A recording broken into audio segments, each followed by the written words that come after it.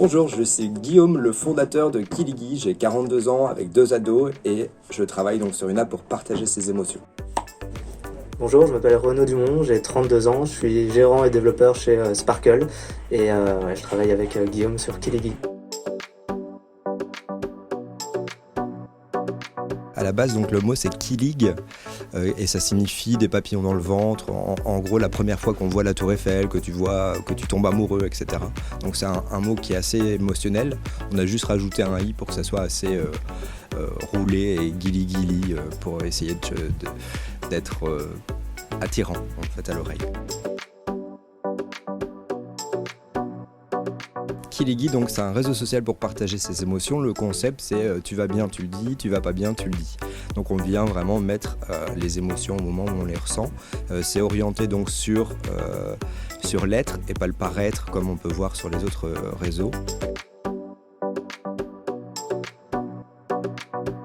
Alors, le fait de devoir déballer, il le faisait avant de commencer Kiligi, on le voyait en fait que c'était des bouteilles à la mer qu'on avait sur Instagram, sur TikTok, sur Twitter. Et donc ils se font un faux compte et ils disent un truc hardcore, hein, je vais me buter.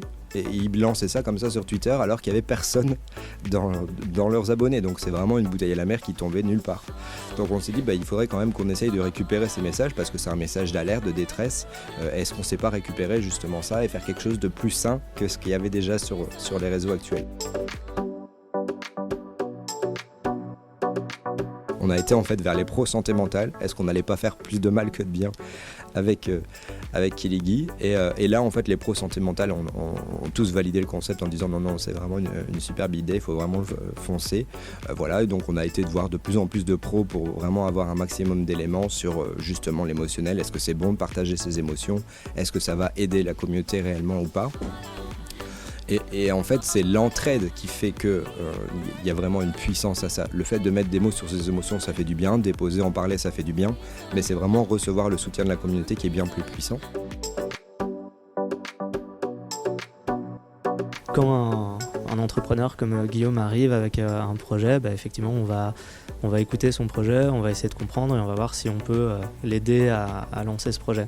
Ça peut démarrer entre 10 et 15 000 euros et après ça peut coûter, il n'y a pas vraiment de prix, c'est comme si vous me demandiez combien ça coûte une maison.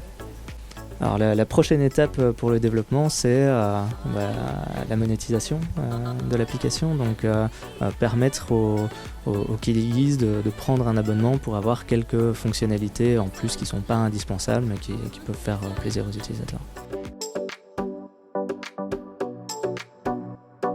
Et là, en fait, on avait un souci aussi éthique parce que la détresse, on n'a pas envie de la monétiser. Et donc, on a trouvé en fait une parade à ça. C'est justement, on va monétiser la mise en relation et on pourra faire en fait un matching entre des personnes qui ont les mêmes loisirs ou la même problématique en santé mentale, etc. Le deuxième axe, c'était vraiment de se rediriger vers la partie journalisation. Donc on vient vraiment chercher les statistiques de nos humeurs, etc. pour avoir en fait un espèce de feedback sur ta vie.